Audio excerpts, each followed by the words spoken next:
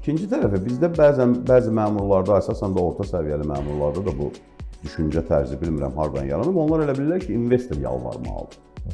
İnvestor belə təklif eləməlidir.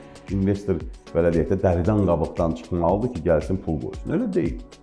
İnvestisiya ümumiyyətlə ürkək ceyran kimidir. Yəni onu ürkütdünsə qaçır gedir başqa ölkəyə. Ona görə də bizim məmurlar da, mərkəzi hökumət olsun, istəyir yerlərdə olan məmurlar olsun, onlar anlamalıdırlar ki, investorun nazı ilə oynamaq lazımdır. Investor onların nazı ilə oynamamalıdır. Çünki Azərbaycan açığın desək, investisiyalar üçün bazar olaraq cəlbedici deyil. Yəni 10 milyonluq da cəmi. Yəni mən məsələn hansısa bir investordur, tutalım hansısa bir istehsal sahəsi ilə məşğul olmaq istəyir. Məsələn, telefon istehsal eləmək istəyir.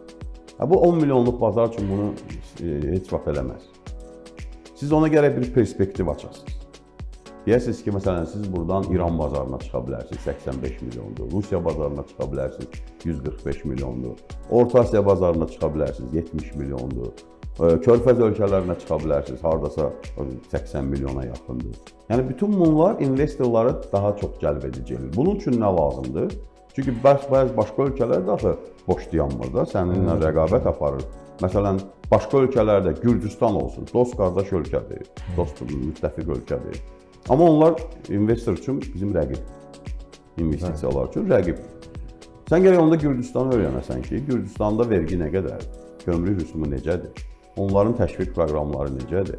Çünki onların bir tık bizdən üstündürlər Anadolu türkləri demiş, çünki okeana çıxışları var. Logistika daha rahat. Bizim okeana çıxışımız yoxdur deyə logistikamız bahadır. İstəyir xammal olsun, istəyir hazır məhsulun ixracı olsun.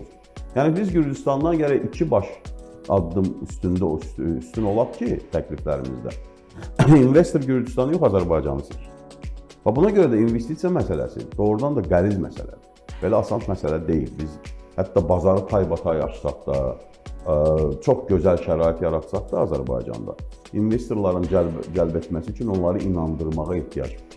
Onlar inanmalıdırlar ki, bunun perspektivi var.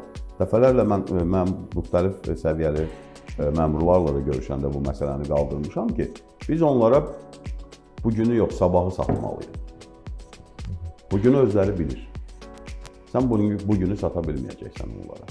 Biz onlara sabahı sata bilsək ki, sən buradan 200 milyonluq, 300 milyonluq bazara çıxacaqsan və logistik imkanlar artır, orta koridor buradan keçir, Zəngəzur koridoru açılacaq, dəniz limanı fəaliyyət göstərir və s. və s. Bu perspektivlər açılır, şərq, qərb, cənub, şimal dəhlizlər işləyəcək. Bu perspektivləri sata bilsək, o zaman investor oturub düşünəcək ki, bəli, məsələn, böyük şirkətlər var, Amazon kimi, Alibaba kimi, onlar regional mərkəzlər axtarırlar. Bu anlamda Azərbaycan çox unikal regional mərkəzə çevrilməsi üçün coğrafi şərtlərə malik. Çox unikal.